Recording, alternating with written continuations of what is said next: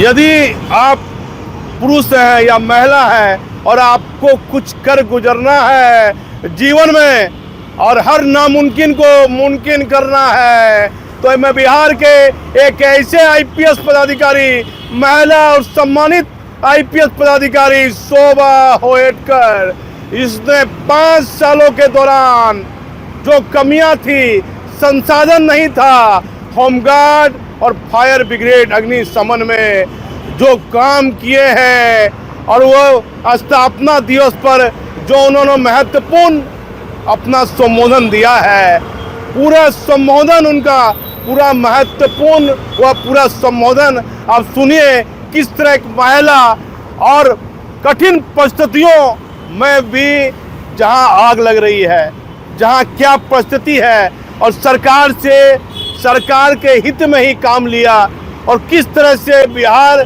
सरकार के नीतीश कुमार का भी नाम कहीं न कहीं बिहार का नाम भी गौरव किया है।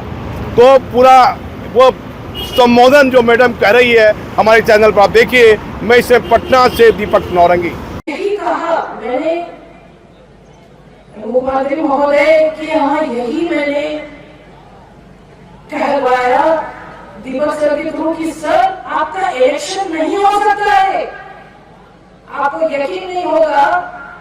ऐसा समय आ गया था कि जिस तरह से सेवानिवृत्त हो रहे थे इलेक्शन, ये आपका संगठन समाप्त हो जाता अगर ये 15,000 की बहाली जो स्वच्छ नामांकन मैंने करवाया अभी रिकॉर्ड टाइम में 3 महीनों में, इसका रिकॉर्ड टाइम देश में नहीं हुआ, पहली बार हुआ और हमने करके दिखाया इसको कि हो सकता है। और मैंने कहा था कि इलेक्शन से पहले हम हैंड ओवर करेंगे आपको पूरे 15,000 रिक्रूट्स को, और आपने देखा किस बेहतरीन तरीके से ये रिक्रूट्स ने निर्वाचन का कार्य किया। हेल्प कर रहे थे जितने हूं, मैं तो इसको इंश्योर करूंगी कि जो भी सुविधाएं हैं हमारे होमगार्ड को मिलती रहे और यह अनुशासन तो कायम रहेगा जब तक मैं रहूंगी, लेकिन इसके बाद इसको मेंटेन करना ये आपकी जिम्मेदारी है। बहुत बहुत धन्यवाद।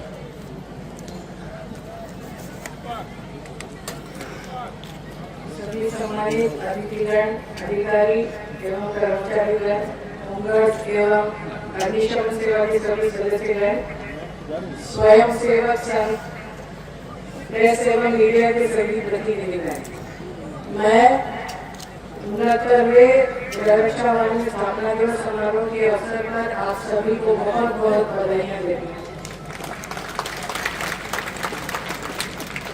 मैं सबसे पहले राज्य के सभी रक्षकों का कर्तव्य भत्ता 7,074 रुपए प्रतिदिन से बढ़कर 1,121 रुपए हो जाने के लिए उन्हें शुभकामनाएं देती हूँ।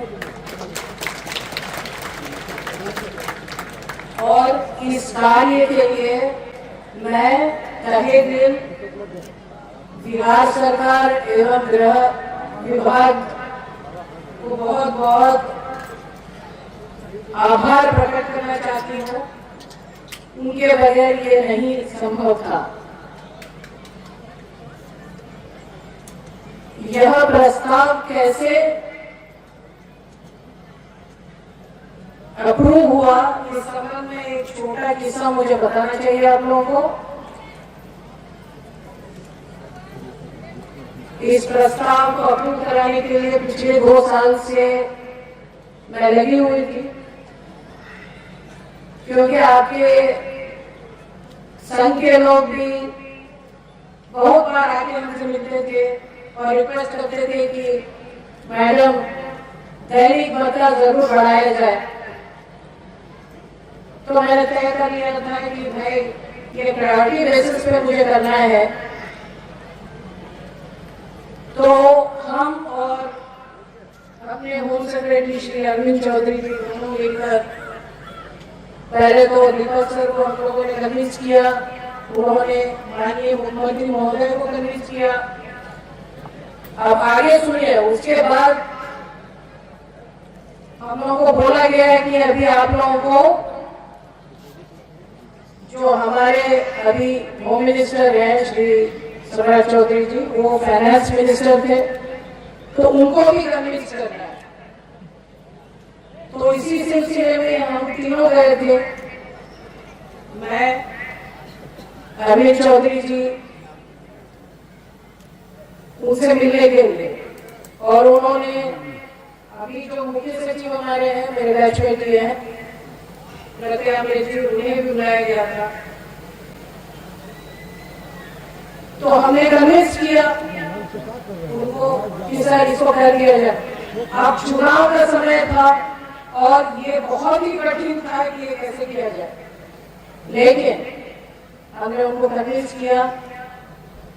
उसी समय अमित चौधरी जी ने एक वीडियो उनको दिखाया जो हमारे गृह रक्षकों का ट्रेनिंग का वीडियो था, उनको दिखाया गया। वो काफी कन्विंस हुए।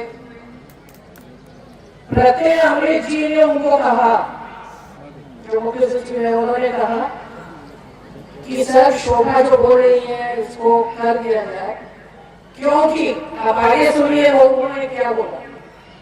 उन्होंने कहा कि जब मैं डीएम था किसी जिले में और किसी विधि व्यवस्था में मैं गिरा हुआ था, उस समय सारे लोग छोड़ के भागे, लेकिन मात्र 3 होमगार्ड ने मेरी जान बचाई। बहुत बड़ी बात है। तो इसके बाद उन्होंने कहा, सम्राट चौधरी जी महोदय ने कहा है कि नहीं, मैं कर देता हूँ।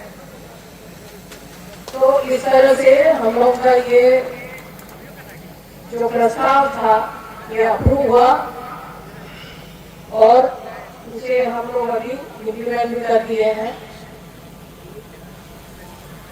मेरा भी काफी लंबा सफर रहा है।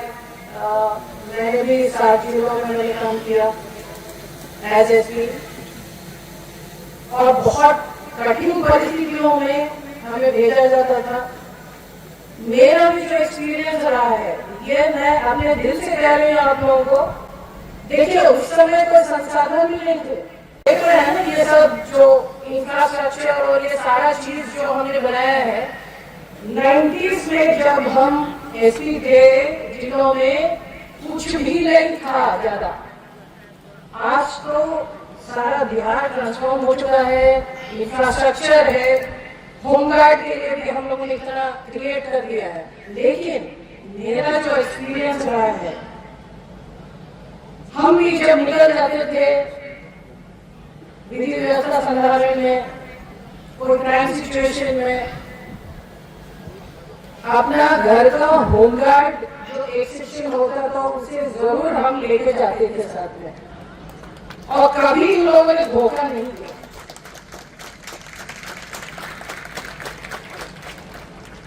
उस दिन और आज में इतना ही डिफरेंस है। उस समय होमगार्ड को जो हम लोग देखते थे कंधे पे अपना गमछी लगाए हुए, कई बार बहुत पुरानी वर्दी पहने हुए, वो अपना ड्यूटी करते रहते थे, 303 राइफल लिए हुए, लेकिन बेचारे करते थे। तो जब मुझे मौका मिला कि, और एक चीज मैं बता दी आप लोगों को, इसे सुनिए आप लोग।